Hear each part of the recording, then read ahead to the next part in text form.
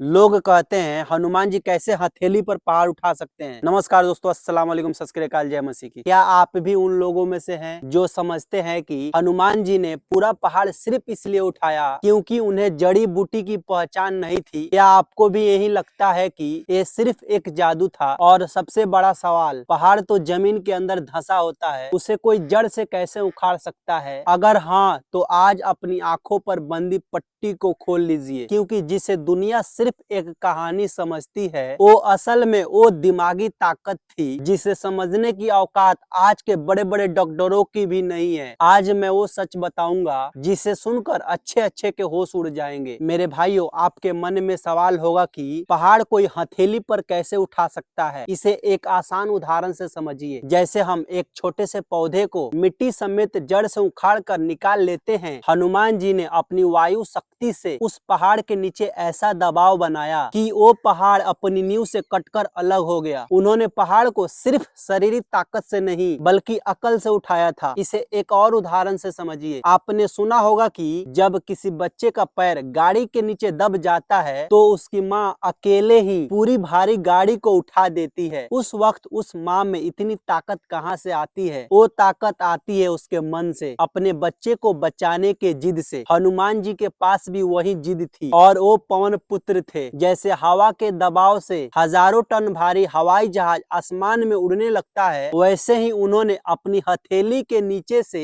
हवा का ऐसा प्रेशर बनाया कि वो पूरा पहाड़ एक गुब्बारे की तरह हल्का हो गया। अब सुनिए असली राज। लोग कहते हैं कि हनुमान जी को जड़ी बूटी की पहचान नहीं थी। ये बिल्कुल गलत बात है। हनुमान जी तो बहुत बड़े ज्ञानी थे, उन्हें एक एक पत्ते की पहचान थी, लेकिन असली वजह पहचान नहीं थी बल्कि दवा को बचाना था। वो संजीवनी बूटी सिर्फ उस ठंडे पहाड़ की मिट्टी में ही जिंदा रह सकती थी। अगर हनुमान जी उसे तोड़ के लाते तो लंका की गर्मी और रास्ते की धूल में वो बूटी सूख जाती और उसका असर खत्म हो जाता। उन्होंने पूरा पहाड़ अपनी हथेली पर इसलिए उठाया ताकि बूटी को उसकी अपनी मिट्टी और उसके ठंडक के साथ लाया जा सके, ताकि जब वो लक्ष्मण जी के पास पहुंचे तो वो बिल्कुल ताजा रहे और जहर को तुरंत खत्म कर दे। लक्ष्मण जी के शरीर में जो जहर फैला था उसे रोकने के लिए सिर्फ दवा काफी नहीं थी। उस पहाड़ की शुद्ध हवा ही लक्ष्मण जी की आधी जान बचा सकती थी। वो पहाड़ कोई पत्थर का टुकड़ा नहीं था, वो उस समय का चलता फिरता अस्पताल था जिसे हनुमान जी ने अपने हथेली पर उठाकर मौत के मुंह से लक्ष्मण जी को खींच लिया। आज हम हनुमान जी को सिर्फ बलवान मानते हैं, लेकिन हम ये भूल गए कि वो दुनिया के सबसे बड़े ज्ञानी भी थे। आज का विज्ञान हजारों करोड़ों खर्च करके भी वो नहीं कर सकता जो हनुमान जी ने एक रात में कर दिखाया। पहाड़ उठाकर लाना सिर्फ चमत्कार नहीं बल्कि किसी की जान बचाने की सबसे बड़ी उदाहरण था। आज आप खुद से पूछिए, क्या आप उस महान ज्ञानी के वारिस हैं या आप सिर्फ अज्ञानता में जी रहे हैं? इस वीडियो को हर सच्चे भारतीय तक